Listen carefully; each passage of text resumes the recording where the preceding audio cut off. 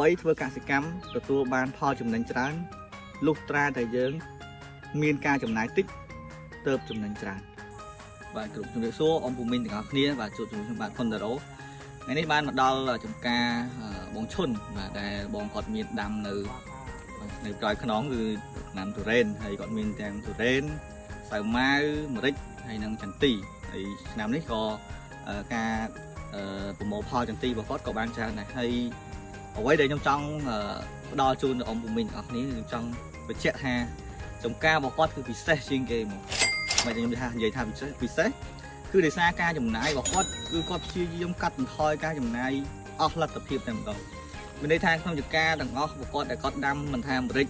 មិនថាចន្ទីឬក៏ទុរេនអីទាំងអស់នេះសាវម៉ាវអីហ្នឹងគឺគាត់ព្យាយាមប្រើប្រាស់មានន័យថាវត្ថុធាតុដើមទាំងអស់ក្នុងចំការដើម្បីបង្កើតជាជីបាទអាចធ្វើការទិញវត្ថុធាតុដើមផ្សេងបន្ថែមទៅតែគាត់ព្យាយាមទៅធ្វើយ៉ាងណា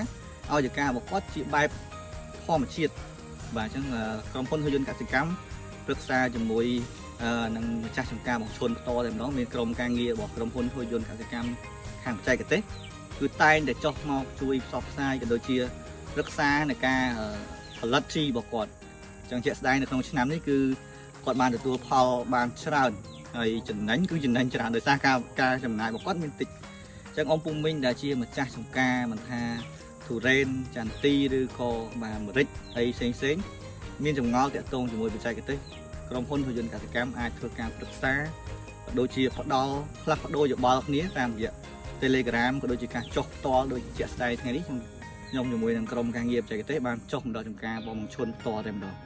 អញ្ចឹងអ៊ំពូមីងកុំភ្លេចតាក់ទងលេខទូរស័ព្ទរបស់ក្រុមហ៊ុនហ៊ុនយន្តកសិកម្មឬក៏ page ផ្លូវការរបស់ក្រុមហ៊ុនហ៊ុនយន្តកសិកម្មនិងក្រុមការងារផ្សេងដែលជាបុគ្គលិករបស់ក្រុមហ៊ុនហ៊ុនយន្តកសិកម្មដើម្បីការចំណាយរបស់បងអ៊ំពូមីងទាំងអស់គ្នាមានការចំណាយតិចទៅចំណេញច្រើនសូមអរគុណអ៊ំពូមីងទាំងអស់